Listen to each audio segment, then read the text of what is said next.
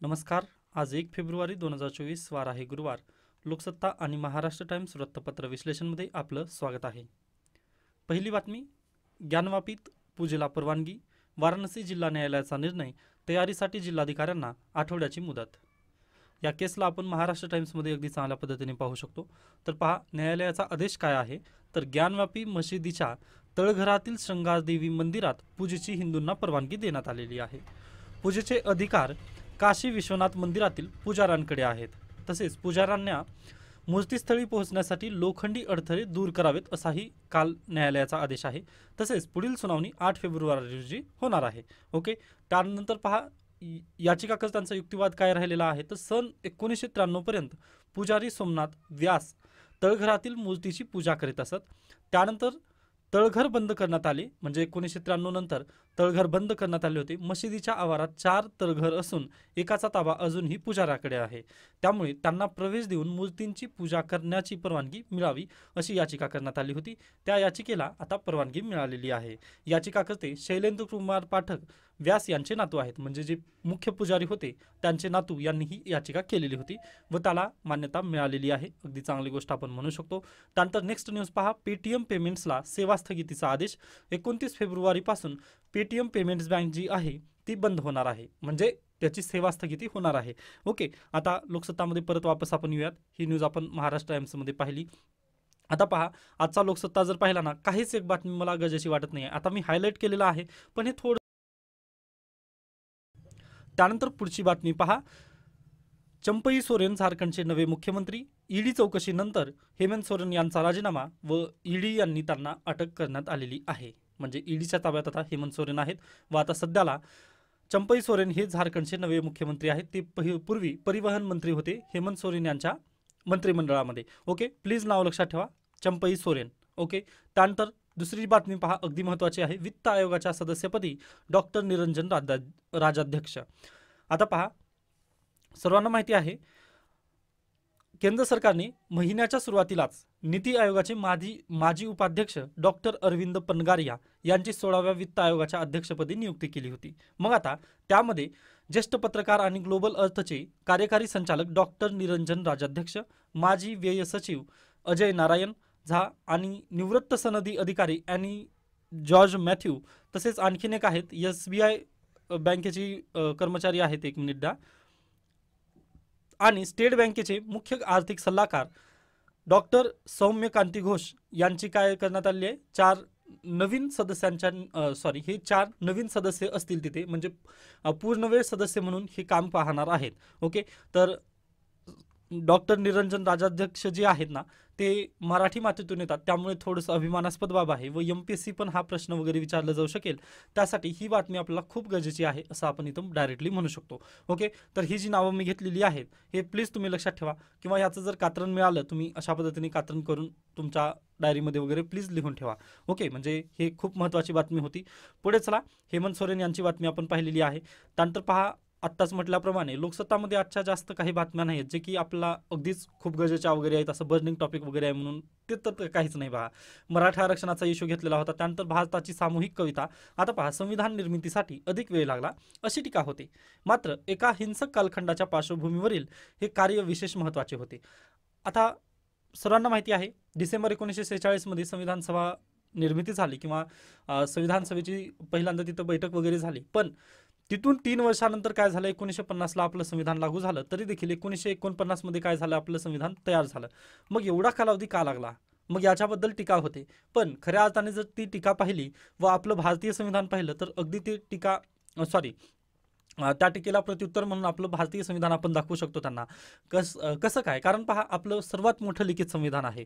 Okay, व आपला भारत देश कसा आहे, विविधतेत एकता असलेला देश आहे. त्यामुळे आपल्या भारत देशाला अगदीच तेवढा कालावधी तर लागणं सहजच होतं. यासोबतच पहा, 1930 याच्यानंतरचा जर तुम्ही कालखंड पाहिला असाल तर वर्ल्ड हिस्ट्रीमध्ये अत्यंत महत्त्वाच्या घटना झालेल्या होत्या. त्यामध्येच आहे world war 2. Okay, world war 2 म्हणजे जगात अगदीच अशांतता निर्माण झालेली होती. ओके, त्यानंतर 1945 मध्ये अगदीच जपानवर हल्ला. मग ह्या सर्व गोष्टींमुळे भारतामध्ये देखील अशांततेचं थोडंसं वातावरण झालेलं होतं. ओके, त्यानंतर पहा लगेच 1946ला आपली भारतीय संविधानाची संविधान सभा जरी बसलेली असली तरी 1948 मध्ये कोणाचा मृत्यू झालेला होता? काल परवाच आपण त्यांची पुण्यतिथी पण हे केलेली आहे, आदरांजली वाहिली. तर महात्मा गांधी, राष्ट्रपिता महात्मा गांधी. ओके, मग पहा हे सर्व असताना अशा म्हणजे थोडंसं आपण अशांततेच्या कालावधीमधून जात होतो. त्यासोबतच पहा भारत पण पार्टिशनमधून गेलेला होता, विभाजन झालेलं होतं भारताचं. हे सर्व असताना आपण देशाला आपलं जे संविधान बनवत आहोत आपण, मग त्या संविधानासाठी थोडा वेळ तरी लागेल हे साहजिकच होतं व त्यासाठीच आपल्याला वेळ लागलेला आहे असं आपण तिथं त्या टीकेला प्रत्युत्तर नक्कीच देऊ शकतो व व त्यासाठीच हा लेख देण्यात आलेला आहे. बाकी म्हणजे काही गरजेचं नाही आहे, विशेष जसं दुसरं काही देण्यात आलेलं नाही. बाकी पहा मी परत वापस जातोय, तुम्हाला सांगण्याचा उद्देश हाच आहे की पहा आज अर्थसंकल्पाबाबत भरभरून बातम्या आलेल्या आहेत की अशा पद्धतीने अर्थसंकल्प असेल, असं असेल. त्यानंतर काल राष्ट्रपती द्रौपदी मुर्मू यांनी पण भाषणाचं काही म्हणजे अगदीच पंतप्रधान नरेंद्र मोदी यांच्यावर स्तुतीसुमने वगैरे केले. ते आपल्याला काही गरजेचं नसतं, त्यामुळे मी याला स्किप करत आहे. त्यानंतर नरेंद्र मोदी यांनी पण विरोधकांना तशा पद्धतीने हे केलं, पण नाहीच गरजेचं नाही आपल्यासाठी, प्लीज स्किप करा. ओके, हां. त्यानंतर पहा एक क्षमस्व, काल आपण बोलत असताना मी 2024 असा तिथं पुरस्कार म्हटलेलं होतं, पण ते पुरस्कार 2023चा आहे व 2022चा पुरस्कार लास्ट इयरचा 2022चा होता. त्यानंतर आता ह्या वर्षीचा 2023चा आहे व 2023चा पुरस्कार कोणाला मिळालेला आहे? अशोक सराफ यांना मिळालेला आहे. तर प्लीज हे थोडंसं करेक्शन करा तुमच्या नोटबुकमध्ये पण. थोडंसं सॉरी फॉर दॅट, म्हणजे मी पण बोलत असताना ते डायरेक्टली लक्ष न देता ते पुढे बोलून गेलो. पण जे जे चुका वगैरे होते ना त्याबद्दल मी लगेच दुसऱ्या दिवशी वगैरे करेक्ट करत असतो, काळजी करू नका. ओके, तर ही पण न्यूज तुम्ही एकदा करेक्ट करायची होती. त्यानंतर पुढे चला, फिक्सरची फजिती काही गरजेचं नाही. पहा आजचा लोकसत्ता इथं थांबवला तरी चालेल, त्यामुळे मी याला इथं थांबवलं. त्यानंतर आता डायरेक्टली आपण आजचं महाराष्ट्र टाइम्स बऱ्यापैकी आलेला आहे, त्यामुळे आपण त्याबद्दल चर्चा नक्की करूयात. ओके, ज्ञानव्यापी मस्जिदीबाबत आपण पाहिलेलं आहे. त्यानंतर पेटीएम पेमेंट्स बँकला सेवा स्थगितीचा आदेश देण्यात आलेला आहे, ती पण आपण बातमी पाहिलेली आहे. त्यानंतर पहा पश्चातापाची अखेरची संधी नरेंद्र मोदी यांनी काल म्हणत होते. म्हणजे पश्चातापाची अखेरची संधी म्हणजेच काय, जे 146 आमदार होते, सॉरी 146 जे खासदार होते त्यांना परत घेतलेला आहे, त्याबद्दल ते बोलण्यात आलेलं. पण खऱ्या पाहिलं तर ते आपल्यासाठी अद्याप गरजेचं नाही आहे किंवा म्हणजे परीक्षेला येणार नाही आहे, त्यामुळे तुम्ही स्किप करा. त्यानंतर पहा लोकसत्तामध्ये हीच बातमी वेगळ्या पद्धतीने आलेली होती, जे की त्याचं विश्लेषण आलेलं होतं, पण गरजेची नाही आहे ना. विद्यापीठाचे जे नॅक मूल्यांकन असतं ना ते लांबणीवर गेलेलं आहे, कारण त्यांची जी पद्धत आहे ना त्याबद्दलच प्रश्नचिन्ह वगैरे निर्माण होत आहेत किंवा त्यामध्ये बदल सुचवण्यात आलेले आहेत, त्यामुळे ही नॅक लांबणीवर गेलेला आहे. पण आता हे आपल्या MPSC आणि UPSC साठी काही गरजेचं आहे का? पहा अगदी नॅक मूल्यांकन गरजेचं आहे, UGC गरजेचं आहे, पण ते कशा पद्धतीने केलं जातं किंवा काय गरजेचं आहे? पहा देशात दुसरे पण मुद्दे आहेत, त्यामुळे आपण याला स्किप करूयात. ओके, जर तुम्हाला शक्य झालं किंवा तुम्ही जर सेट नेटची तयारी करत असाल तर तुम्ही नक्की हे वाचू शकता न्यूज, पण मी याला रेकमेंड करत नाही, कारण आपण ॲस्पिरंट UPSC आणि MPSCचे आहोत, न की UGC नेट सेट. ओके, फक्त मी तुम्हाला सांगितलं की अशा पद्धतीने तुमचं एक रस्ता वगैरे असेल त्या विद्यार्थ्यांनी ही न्यूज वाचून घेऊ शकता, बाकी आपल्यासाठी ती गरजेची नव्हती. त्यानंतर आता ही महत्त्वाची बातमी आहे जी की लोकसत्तामध्ये आली नाही व इथं आलेली आहे, त्यामुळे ही बातमी घेऊन आपण आज थांबणार आहोत. दूरसंचाराला कायद्याची कुंपण. भारतीय दूरसंचार क्षेत्र 118 कोटी ग्राहकांसह जगात दुसऱ्या क्रमांकावर आहे.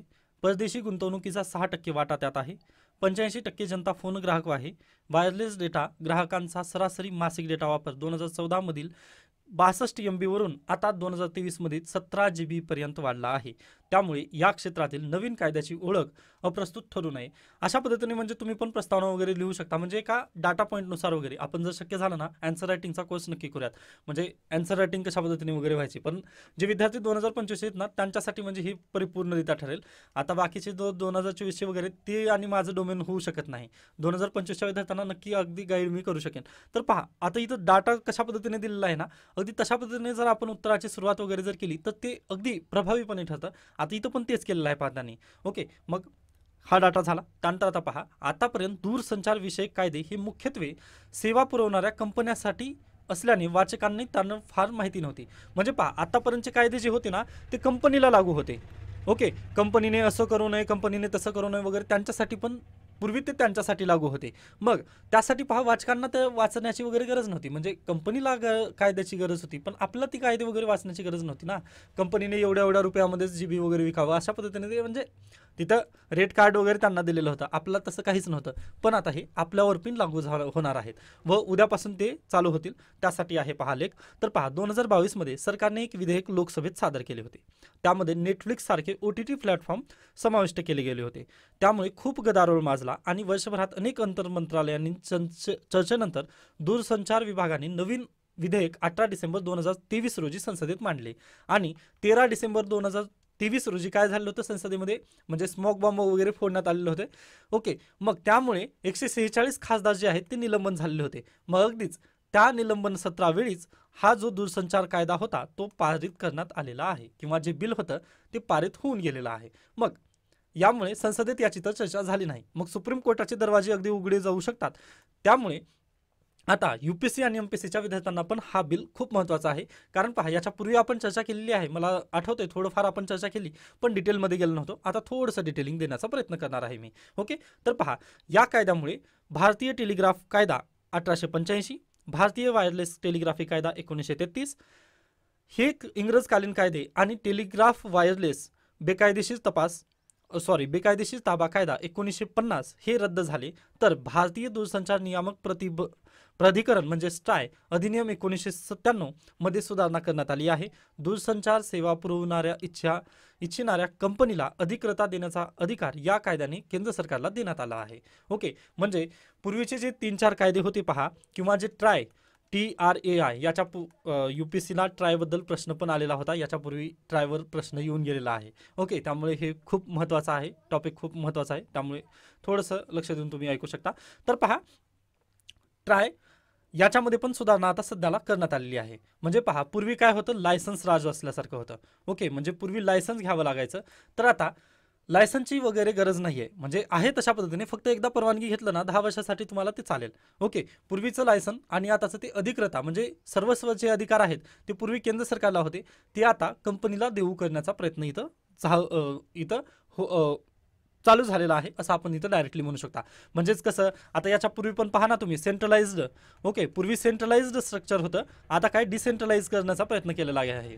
ओके, म्हणजे सर्व जे अधिकार आहेत ते कंपनीला इथं देऊ करण्याचा प्रयत्न आहे. ओके, त्यानंतर पहा व्यवसायाच्या सुलभीकरणासाठी हा कायदा सध्याच्या परवाना या संकल्पनेच्या जागी अधिकृतता ही संकल्पना राबविणार आहे. ओके, समजलं ना तुम्हाला, म्हणजे पूर्वी परवाना असायचा, तर आता अधिकृतता ही त्यांची संकल्पना असेल. ओके, त्यानंतर या कायद्याची व्याप्ती पहा. मग भारतात दूरसंचार सेवा पुरवणे, दूरसंचार नेटवर्कची स्थापना करणे, संचालन, देखभाल आणि विस्तार करणे, तसेच रेडिओ उपकरणे बाळगणे यासाठी अटी शर्तींसह अधिकृतता आवश्यक आहे.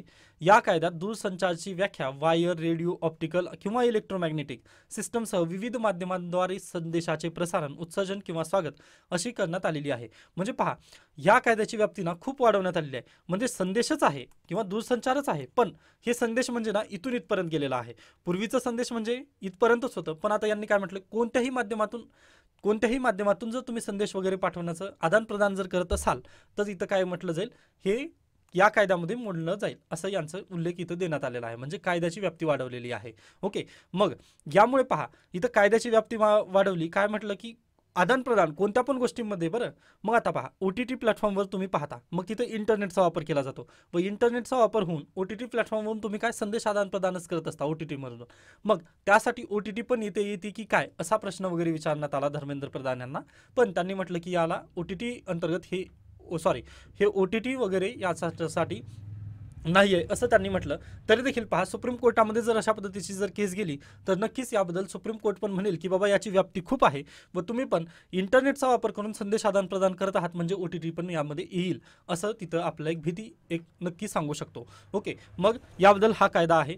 ओके, म्हणजे या कायद्याची व्याप्ती आहे. व पहा या कायद्याचं जर कंपनी म्हणजे जर कंपनीने या कायद्याचं जर हे केलं, उल्लंघन वगैरे जर केलं तर दंडाची रक्कम पण खूप आहे. पहा 2 कोटी दंड, म्हणजे इथं 3 वर्षापर्यंत कारावास किंवा 2 कोटी रुपयांपर्यंतचा दंड इथं बसवला जाऊ शकतो. ओके, त्यानंतर अधिकृततेच्या अटी वा शर्तीचे उल्लंघन केल्यास सेवा पुरवठादारांना 5 कोटी, याआधी 50 कोटी होता, रुपयांपर्यंतचा दंड इथं देण्यात येणार आहे. म्हणजे एकतर व्यक्तीला 2 कोटीपर्यंतचा व जे सेवा पुरवठादार आहेत त्यांना 5 कोटीचा केलेला आहे. ओके, म्हणजे दंडांची पण रक्कम इथं जास्त वाढवण्यात आली. हा, एका जागी 50 कोटी होतं त्याला कमी केलेलं आहे. तरी पण पहा, 50 कोटी म्हटल्यानंतर तेवढं मग कंपनी डायरेक्टली बँकरप्ट होते. जसं व्हीआय झालं, वोडाफोन आयडिया कंपनीचं जसं झालं ना तसं होते. म्हणजे तेवढं पण अतिशयोक्ती असू नयेत दंडाची रक्कम. तर अशा पद्धतीने आहे हे 2 कोटी आणि 5 कोटीपर्यंतची ही तर दंडाची रक्कम वगैरे केलेली आहे. आता पहा, 5 कोटी आणि ही 2 कोटी कशामुळे रक्कम केलेली आहे. तर पहा, आता आपण एखादी सिम कार्ड विकत घेण्यासाठी जातो, बरोबर. सिम कार्ड विकत घेताना तुम्ही काय तिथं देता, बायोमेट्रिक किंवा आधार कार्डचं तिथं म्हणजे आधार आपलं वगैरे देतात सर्व काही डाटा, बरोबर. मग तो डाटा त्यांनी चांगल्या पद्धतीने जर सिक्युअर केला तर ठीक, अन्यथा जर तो डाटा जर चोरीला गेला किंवा ज्या कोणत्या त्यांनी क्लाउड स्टोरेजवरती वगैरे तो डाटा ठेवलेला आहे व तो जर हॅक झाला तर कंपनीला इथं भुर्दंड नक्की बसणार आहे. ओके, म्हणजे इथं काय राईट टू प्रायव्हसी आर्टिकल 21 याचं अगदीच चांगल्या पद्धतीने संरक्षण होण्याचे फायदे आपल्याला इथं दिसत आहेत. म्हणजे हा कायदा जो आहे ना तो नागरिकांसाठी अगदी महत्त्वाचा ठरू शकतो. ओके, फक्त आता म्हणजे याचं योग्य पद्धतीने पालन होणं खूप गरजेचं आहे. ओके, म्हणजे याच्या पूर्वीची जी कक्षा होती ना ती थोडीशी कमी होती, पण आता याची कक्षा वाढवल्याने आपल्याला म्हणजे जे संपूर्ण भारतीय आहेत ना त्यांना नक्कीच फायदा होतो याचा, कारण राईट टू प्रायव्हसीला इथं जास्त मोठ्या प्रमाणात संरक्षण मिळत आहे असं आपण या कायद्याला डायरेक्टली प्राथमिकदृष्ट्या सांगू शकतो. त्यानंतर पहा, तुम्हाला सर्वांना आठवत असेल म्हणजे आठवत नसेल कदाचित, आपण लहान होतो त्यावेळेस 2009-10चा विषय आहे. 2010 मध्ये पहा 1.76 म्हणजे लाख करोड एवढा घोटाळा झालेला होता असं देण्यात आलेलं होतं. विनोद राय त्यावेळेसचे कॅग होते, ज्यामुळे सरकार पडलेलं होतं. पहा, म्हणजे सरकार हलून गेलं किंवा 2014 मध्ये सत्तांतरणच झालं. ओके, जो घोटाळा झाला नाही त्याला घोटाळा दाखवण्यात आलं असं काय म्हणतो जस्टिस आहेत, सीबीआयचे जस्टिस, आता मला त्यांचं नाव लक्षात येत नाही आहे, ओम काहीतरी त्यांचं नाव आहे समथिंग. ओके, तर पहा त्यांनी असंच म्हटलेलं होतं की जे झालं नाही ते दाखवण्यात आलं. म्हणजे पहा, टेलिकॉम सेक्टर एवढं मोठं आहे ना ज्यामुळे सरकार पण हल्लेलं होतं आपलं 2010 साली ना. 2G स्पेक्ट्रम काय के 2G स्पेक्ट्रम देताना ना किंवा त्या स्कॅममध्ये झालेलं काय होतं पहा, म्हणजे सो कॉल्ड स्कॅम असं म्हणू शकतो आपण. 2G स्पेक्ट्रममध्ये झालं असं होतं की स्पेक्ट्रम विकत देत असताना त्यांनी डायरेक्टली फर्स्ट जो पहिला येईल त्याला पहिल्यांदा फर्स्ट सर्व बेसिसवर वगैरे ते देण्यात आलेलं होतं. म्हणजे आता स्पेक्ट्रमचं लिलाव वगैरे चालू आहे, तिथं जो कोणी पहिला येईल ना त्याला लगेच तो स्पेक्ट्रम वगैरे देण्याचा प्रयत्न त्यांनी, ए राजा तेव्हाचे मंत्री होते त्यांनी तो तशा पद्धतीने त्याचं लिलाव केलेलं होतं. मग ते चुकीचं झालं, त्यामुळे भारताला 1.76 लाख कोटी रुपयाचं नुकसान झालं असं विनोद राय यांनी सांगून दिलं व ते लॉस तिथं झालंच नव्हता खऱ्या अर्थाने. पण पहा, यामुळे अगदीच पंतप्रधान मनमोहन सिंग यांच्यावरती खूप टीका वगैरे त्यावेळेस झालेली होती. त्यामुळे पहा, सरकारने या कायद्यामध्ये 2G स्पेक्ट्रमच्या घोटाळ्यावेळी 2G स्पेक्ट्रमच्या लिलावावेळी जे काही झालं ना तसं होऊ नये त्याची खबरदारी घेण्यासाठी हा कायदा केलेला आहे. व या कायद्यामध्ये त्यांनी काय लिलाव आणि प्रशासकीय वाटप दोन्ही पद्धतीचा या कायद्यामध्ये डायरेक्टली समावेश केला. लिलाव म्हणजे काय, टेंडर मागवणं व ज्यांनी जास्त बोली लावलं त्याला हा काय ते स्पेक्ट्रम वगैरे देऊन टाकणं, तशा पद्धतीने एक. आणि एक प्रशासकीय पद्धतीने म्हणजेच कसं, आम्हाला ज्याला वाटलं ना त्याला आम्ही देऊ शकतो अशा पद्धतीने हे प्रशासकीय वाटप आहे.